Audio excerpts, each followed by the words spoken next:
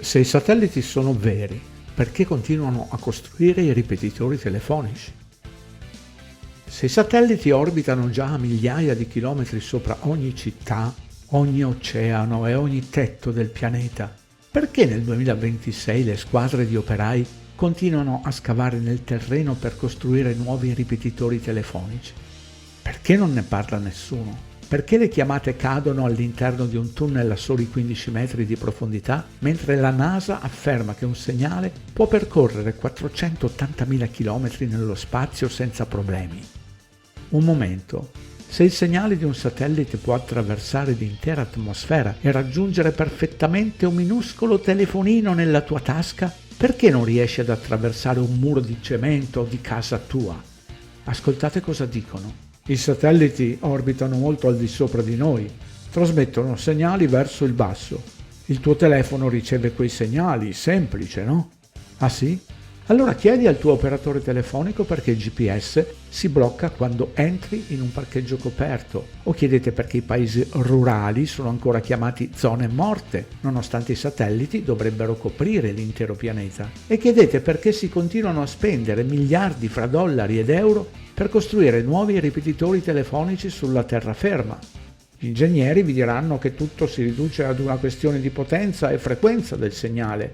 I segnali ad alta frequenza, sì, trasportano più dati, ma non possono viaggiare troppo lontano o penetrare oggetti solidi. Quindi i satelliti possono gestire il GPS e alcuni dati, ma le chiamate vocali e una connessione internet veloce richiedono ancora ripetitori vicini a dove vi trovate. Osservate le recensioni con Trustpilot di Starlink, che si presume il 17 aprile 2026 avesse più di 10.000 satelliti in orbita bassa.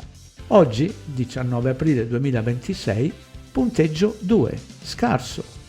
Riflettiamo un attimo.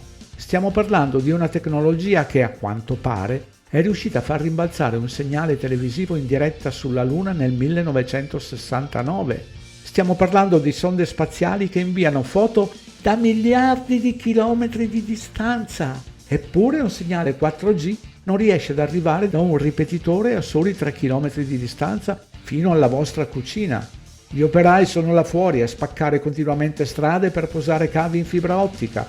Ogni settimana le squadre di tecnici installano nuove antenne sugli edifici. Le compagnie di telefonia mobile hanno speso oltre 2 trilioni fra dollari ed euro, sì, 2 trilioni di infrastrutture terrestri in tutto il mondo dal 2010. 2 trilioni interamente a terra, mentre i satelliti orbitano semplicemente sopra di noi. Sembra che la tecnologia lassù non sta effettivamente facendo quello che pensiamo. Oppure, forse, e dico forse, chi vi vende il vostro piano tariffario sa qualcosa sui limiti di quella tecnologia che preferisce non pubblicizzare. Sulla preziosissima pagina web Indice Alfabetico, di cui trovate sempre i link in tutte le descrizioni dei video, se siete curiosi, curiose e volete approfondire, cercate le voci.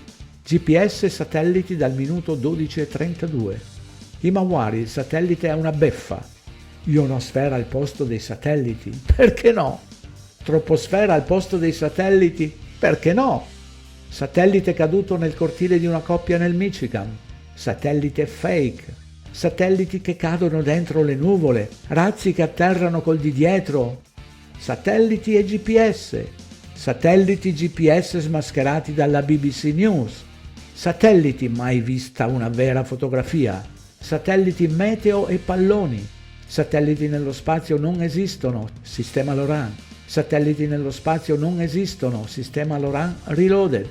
Satelliti, la tecnologia retro li smantella. Satelliti rappresentano appena l'1% degli scambi dati. Satelliti sempre uno diverso dall'altro, Song. Satelliti sono solo nella vostra fantasia. E questo, molto importante, palloni meteo rilevazioni attraverso windy.com. Smetti di credere alle news ed apri la pagina Indice Alfabetico con migliaia e migliaia di voci da consultare liberamente fra video, audio e documenti da scaricare.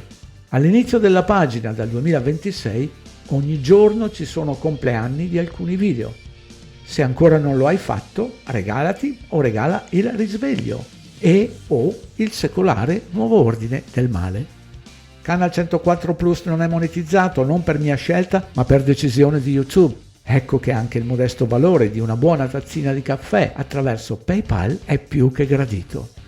Grazie di aver ascoltato fino alla fine.